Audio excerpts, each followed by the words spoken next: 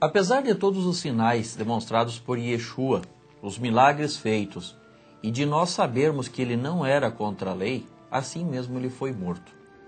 Roshi e Shai, como que nós detectamos então, ou como que nós vemos então, a partir de então, a morte de Yeshua? Qual foi a razão da morte de Yeshua? Nós sabemos que, de acordo com João, o apóstolo João, ele nos diz, no seu relato, que Yeshua foi julgado e condenado porque se fez filho de Deus, né? Não foi por ser transgressor, nada. Tentaram de todas as maneiras atribuir a Yeshua certas coisas que ele não era e não fez. Por exemplo, que ele era contra o templo, que ele era contra as festas, que ele era contra a Torá. Mas se isso aí fosse provado, ele teria sido morto por isso. E justamente, no caso. Seria justo, né? Porque ele E estaria muito antes também em de todo o desacordo tempo com do ministério dele. Exatamente. Agora, então, como não se encontrou motivo para condená-lo, então foi criado esse outro motivo, porque ele dizia abertamente que ele era filho de Hashem, né? Filho de Deus, né? Então isso não havia como negar. Agora, houve naqueles dias, então, pessoas, depois da morte de Yeshua, da sua ressurreição, ascensão, né? O ministério dele continuou, a mensagem, a pregação do reino continuou através dos seus enviados, dos seus emissários, dos seus apóstolos, né? E então, no caso também, a perseguição continuou contra os apóstolos. E qual era o argumento usado?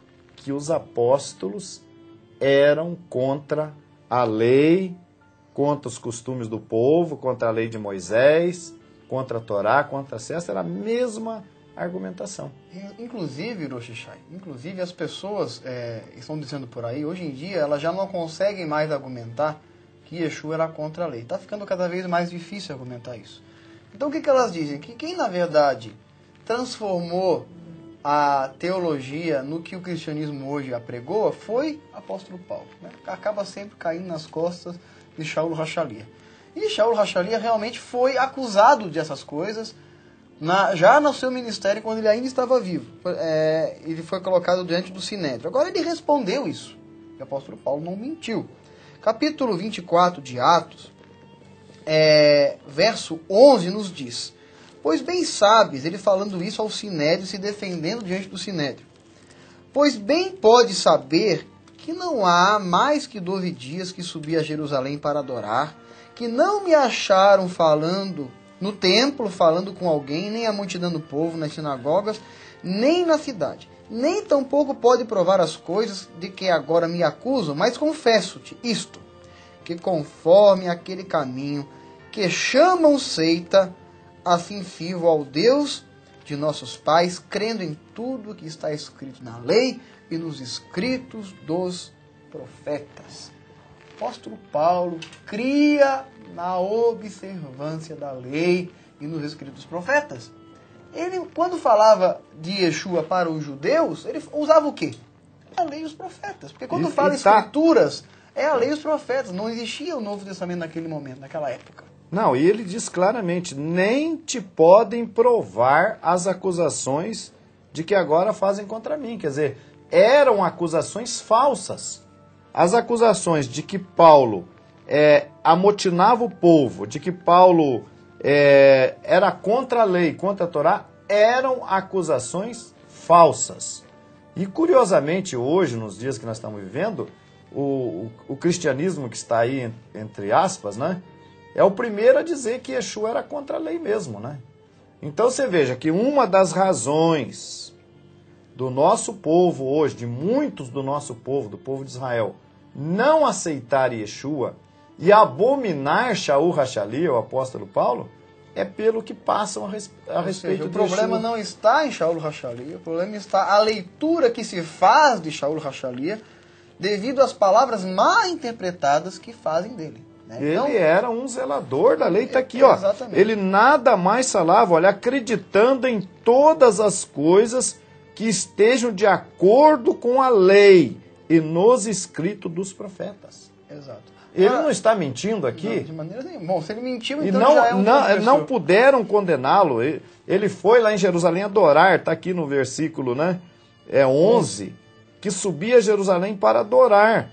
E não me acharam no templo discutindo com alguém, nem tampouco amotinando o povo, fosse nas sinagogas ou na cidade. Exato. Então Shaul Hachalia não tinha esse perfil de transgressor, de amotinador do povo, como querem passar hoje. Exato. Então hoje querem apresentar um Yeshua, um Jesus gentil, até gostaria que você explicasse o que é gentil, né?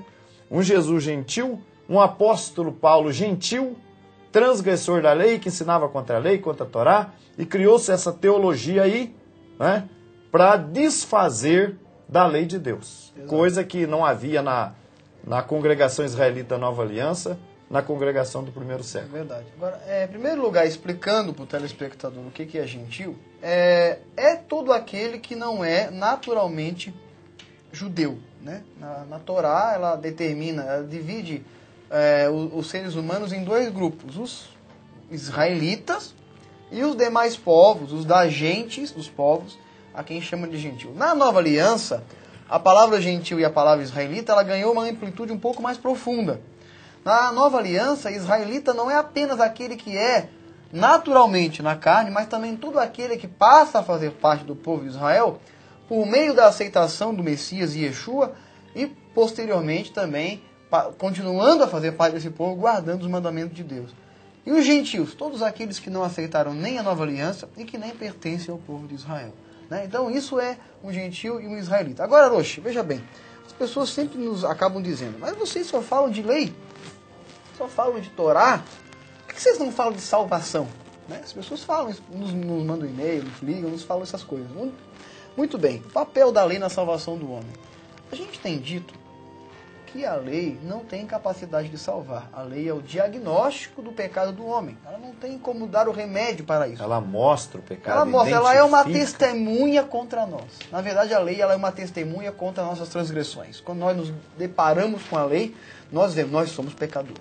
Não há como negar isso. Né? Josias quis rasgar suas vestes, porque falou, se o que está escrito aí é verdade, vamos então rasgar nossas vestes.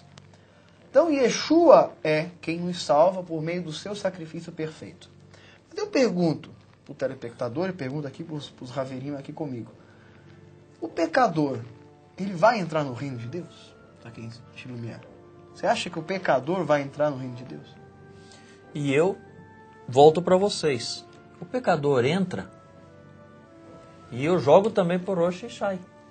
Olha, a palavra João, o apóstolo João, numa de suas cartas, na sua primeira carta, no capítulo 3, versículo 4, ele diz o seguinte: todo aquele que pratica o pecado também transgride a lei, porque o pecado é a transgressão da lei. Sabeis também que ele se manifestou para tirar os pecados, e nele não existe pecado. E ainda diz todo aquele que permanece nele não vive pecando.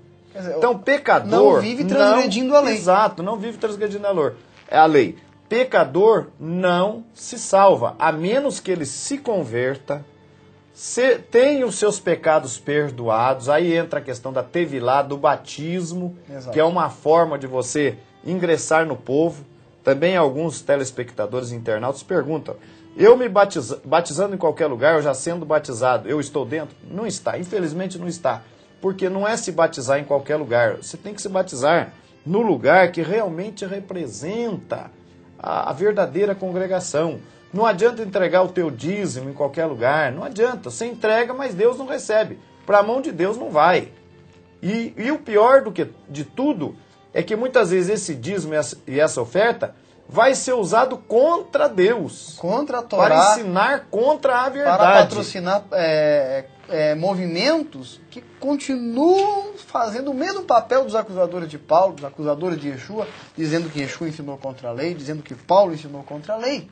Então, os pecadores não entrarão no reino. Pecado o que é? Transgressão da lei. Se você se diz filho de Deus e continua pecando, você não manifesta o caráter de Deus, você não é filho de Deus. O que permanece nele não vive pecando. Exato. Não vive transgredindo a lei do Eterno. Portanto, telespectador, embora a lei não tenha a capacidade de salvar, a lei tem a capacidade de santificar, apenas os santos terão acesso ao reino de Deus, à vida futura e à salvação. Conforme a gente sempre cita, né, já está ficando redundante, Hebreus 12:14. 12:14, sem a qual, a santificação, ninguém verá a Deus. Separação, né? Eu gosto mais da palavra separação, É diferente. porque quando você fala em santificação, a pessoa às vezes não entende. Santificação, no caso, gente, separação do mundo, dos costumes, dos povos, das religiões, dos deuses, daquilo que a gente aprendeu errado. Não é? Apocalipse diz, né, tenho contra ti que tolera Jezabel, mulher que se diz profetiza, ensinar a enganar o meu povo. E depois em Apocalipse mesmo diz lá, sai dela, povo meu. O povo que teme ao Eterno tem que sair de Babilônia, tem que sair do engano, tem que sair do pecado. E os mandamentos de Deus são uma forma de nos separar dos demais. Então, por que nós somos assim? Porque nós somos povo do Eterno. Né? E voltando ao nosso assunto original, nem Yeshua teria sobrevivido os seus 3 anos e meio de ministério, e Shaul Hashaliah muito menos, se houvesse a transgressão da lei. O que você acha?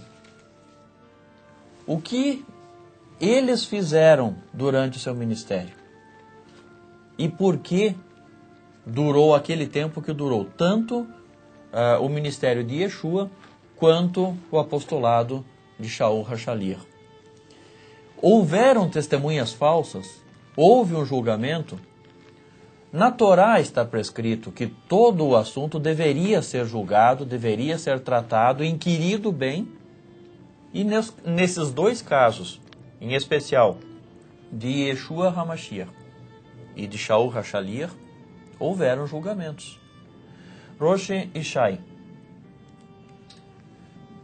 Nós temos aqui em Atos capítulo 6, versículo 12 em diante, que diz o seguinte: sublevaram o povo, os anciãos e os escribas, e investindo-o, arrebataram, levando-o ao sinédrio. No caso aqui foi Estevão, foi levado ao sinédrio, a uma espécie de julgamento. Mais um personagem. Né? Mais um personagem. Apresentaram testemunhas falsas que depuseram. Este homem não cessa de falar contra o lugar santo, que é o templo, e contra a lei. Veja bem, testemunhas falsas foram levantadas contra Estevão.